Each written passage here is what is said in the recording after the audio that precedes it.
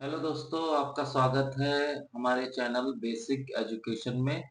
और आज हम उसी वीडियोस की सीरीज जो चल रही है हमारे भारत के राज्य, उसी में आगे हम आसाम राज्य का वीडियो लेकर आए हैं। आज हम बात करेंगे किसकी? आसाम राज्य की। वैसे असम बोलते हैं, मेरे इंग्लिश में उसको आसाम भी बोल सकते हैं, क्योंकि क्या होता है वो डबल एस यूज करते हैं कहीं कहीं पर। तो क्या असम राज्य के बारे में क्या जानकारी लेकर आए हैं। अब हम असम राज्य के बारे में इसको समझेंगे, इसको पढ़ेंगे और जानेंगे क्या कैसे यहाँ का है। ठीक है, अब आप देख रहे हैं मैप में, ये आपका पूरा क्या है, एकदम नॉर्थ ईस्ट वाला एरिया है, मतलब पूरा ईस्टर्न एरिया है इधर, नॉर्थ ईस्ट वाला। तो यहाँ वहां पर कहाँ है आसाम? ये रहा आपका, ये जो आप देख रहे हैं ना हाईलाइटेड एरिया है, ये आपका क्या है? आसाम है। ठीक है, ये आपका कौन सा एरिया है? असम एरिया है। और ये कहाँ स्थित है? ये भारत के उत्तर पूर्व में स्थित है। उत्तर पूर्व मतलब नॉर्थ ईस्ट। जैसे कि आप जानते हैं नॉर्थ ईस्ट में 7 राज्य आते हैं। 7 कौन कौन से राज्य आते हैं आप बता दीजिए एक बार कमेंट करके, वरना मैं बता देता हूँ। मेघालय हो गया, त्रिपुरा हो गया, मिजोरम हो गया, नागालैंड हो गया, आसाम हो गया, अरुणाचल प्रदेश हो गया। ठीक है, ये आपके कहाँ आते हैं? और कितने हो गए? 1 2 3 4 5 6, हाँ एक मणिपुर बच गया। ये आपके 7 राज्य इसमें आते हैं, 7 सिस्टर्स में। तो ये नॉर्थ ईस्ट के सारे राज्य हैं, तो उसी में आसाम एक राज्य है जो नॉर्थ ईस्ट में कहाँ है स्थित है? उत्तर भारत का क्या है, उत्तर पूर्व में स्थित एक राज्य है आसाम। अब भारत पहली बार क्या 1 अप्रैल 1911 को प्रशासनिक विभाग के द्वारा मान्यता मिली थी। ठीक है, इसको क्या मिली थी? मान्यता मिल गई थी, और क्या हो गया था? ये राज्य बन गया था। कब बन गया था? 1 अप्रैल 1911 को प्रशासनिक प्रभाग के रूप में मान्यता मिल गई थी। मतलब भाई घोषित हो गया था, असम हो गया अब क्या? प्रशासनिक प्रभाग। ठीक है, ये घोषित कर दिया गया था। कब घोषित किया गया था? 1 अप्रैल 1911। 1 अप्रैल 1911 को असम को क्या घोषित कर दिया गया था? प्रशासनिक प्रभाग। अब आगे बढ़ते हैं। ब्रिटिश भारत के मूल प्रांतीय प्रभागों में से एक था। ब्रिटिश भारत के मूल प्रांतीय प्रभागों में से क्या था? एक था ये क्या? आसाम। आसाम क्या था?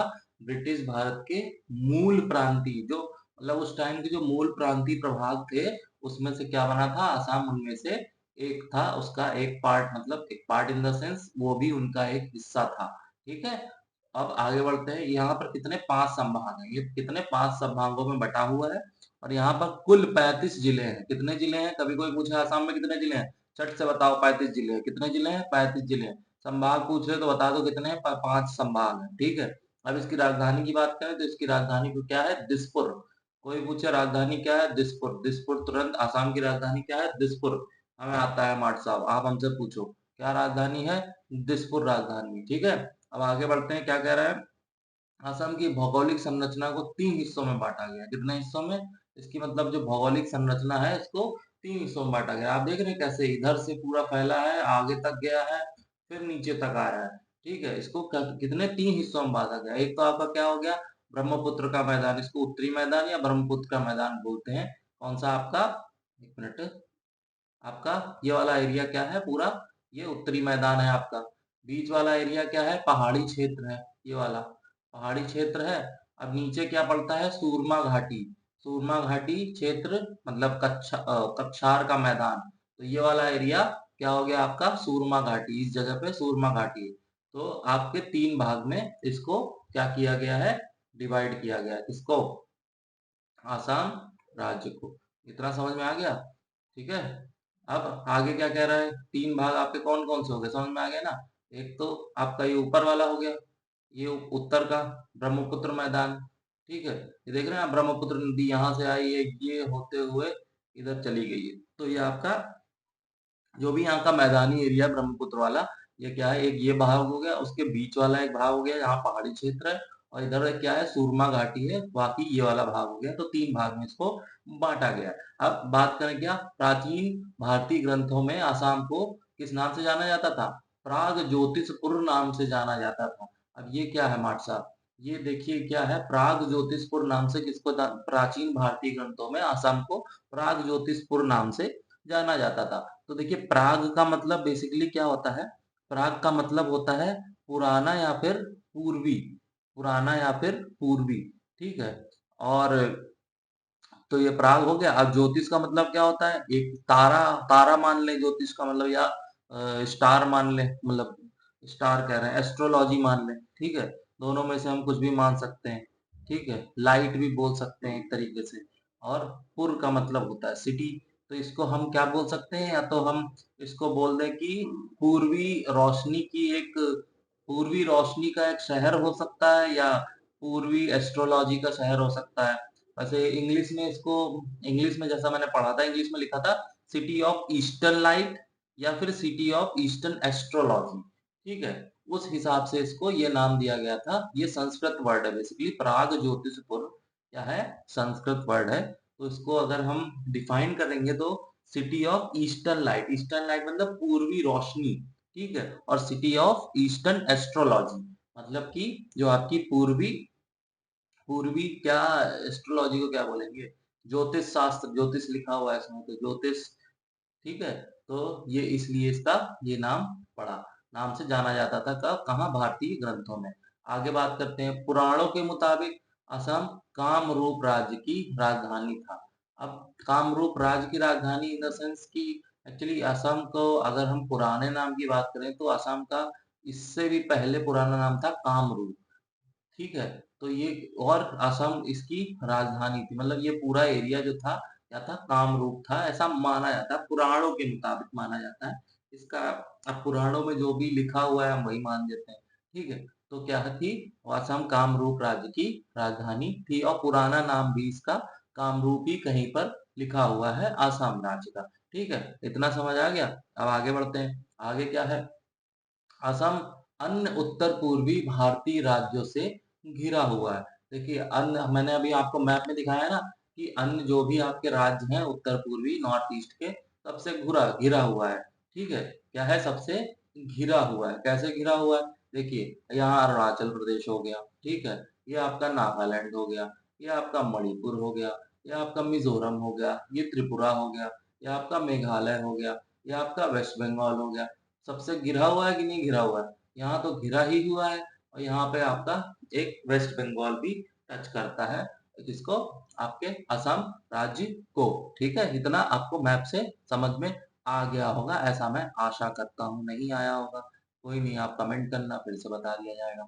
असम भारत का एक सीमांत राज्य। सीमांत राज्य का क्या मतलब है, आप नाम से समझो। सीमा का क्या मतलब होता है, बॉर्डर।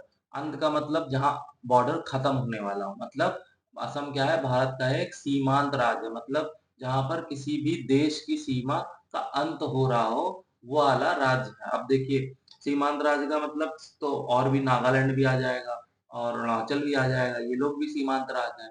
असम भी एक क्या है, सीमांत राज्य, जहां पर सीमा का अंत होने वाला, ठीक है। अब बात करें इसकी क्या, क्षेत्रफल की, रुकिए कलर चेंज कर लेता हूँ। अच्छा, बात करें इसके क्षेत्रफल की, तो क्षेत्रफल कितना है इसका, इसका क्षेत्रफल है 78,466 वर्ग किलोमीटर।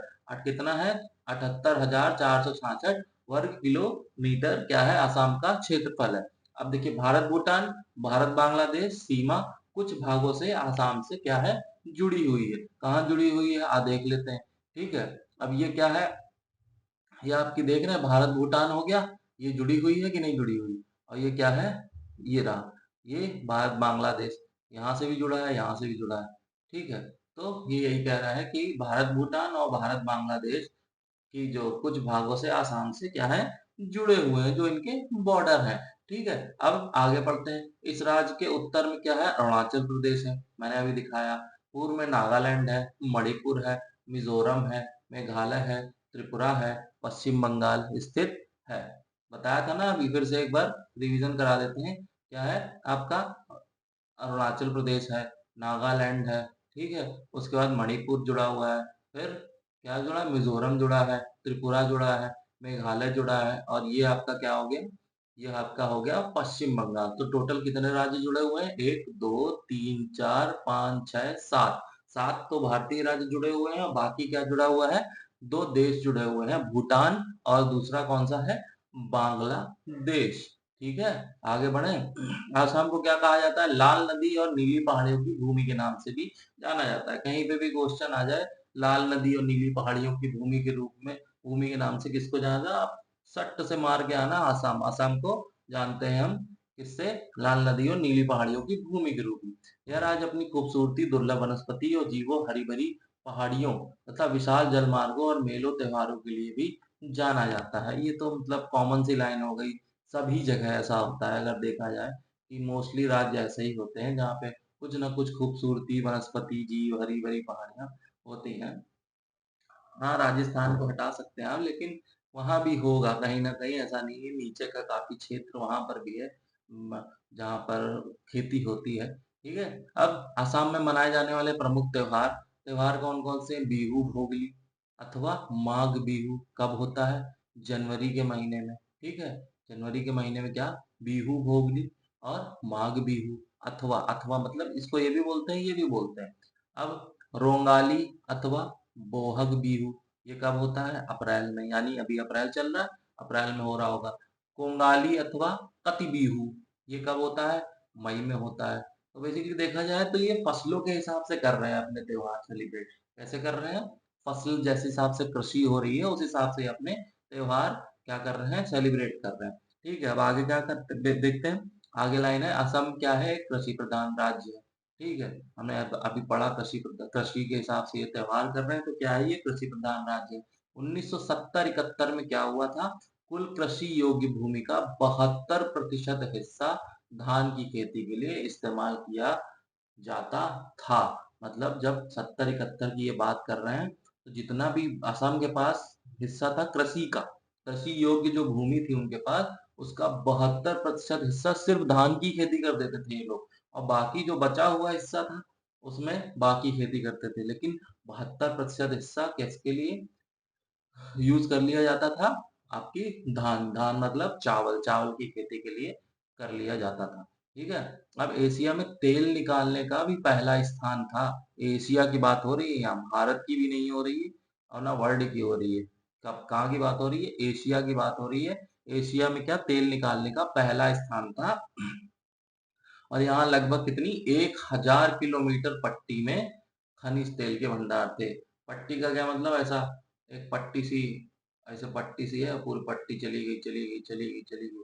ठीक है, ये पूरी पट्टी 1000 किलोमीटर की ऐसे पट्टी थी, पूरी थी। उसमें क्या थे? खनिज तेल भंडार थे, भंडार हैं सॉरी, लगभग, और ये मतलब लगभग दिया है ना, यहाँ पे लगभग 1000 किलोमीटर पट्टी में खनिज तेल के भंडार थे। अब असम किस लिए फेमस है? असम चाय के लिए बहुत फेमस है, और असम रेशम के लिए भी जाना जाता है। आप देखेंगे पैकेट आते हैं, और काफी महंगी चाय भी बिकती है असम की। असम हो गया, दार्जिलिंग हो गया, यहाँ की चाय बहुत फेमस है, असम चाय। ठीक है, अब आगे बढ़ते हैं, और लास्ट पेज हमारा क्या?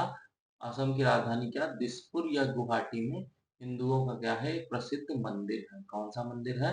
कामाख्या देवी का मंदिर है, जो दुर्गा जी के स्वरूप में पूजी जाती है। अब अभी जैसे क्या है, नवरात्र चल रहा है, आप देखेंगे तो यहाँ बहुत भीड़ होगी, क्योंकि दुर्गा जी के लिए मतलब दुर्गा जी को यहाँ पे रूप में पूजा जाता है कामाख्या देवी मंदिर में। तो यहाँ पे काफी भीड़ होगी, और बच्चों की छुट्टियां भी हो गई हैं इस टाइम पे, तो काफी लोग यहाँ पर घूमने जा रहे होंगे। तो अगर आप लोगों को क्या, ये वीडियो का अंत हो गया, तो अगर आप लोगों को ये वीडियो क्या पसंद आया हो, तो इसको लाइक करें और शेयर करें, और कमेंट करके बताएं कि और क्या जानकारी इसमें गलत थी, अच्छी थी, खराब थी, बुरी थी। देखो, बुरी हो तो जरूर बताना कमेंट करके, अच्छी हो तो एक बार को फिर भी आप रुक सकते हो अपने अंगूठों को। ठीक है, तो वीडियो पसंद आया हो तो लाइक करें, सब्सक्राइब करें। ठीक है, मिलते हैं नेक्स्ट वीडियो में नेक्स्ट राज्य के साथ। Thank you.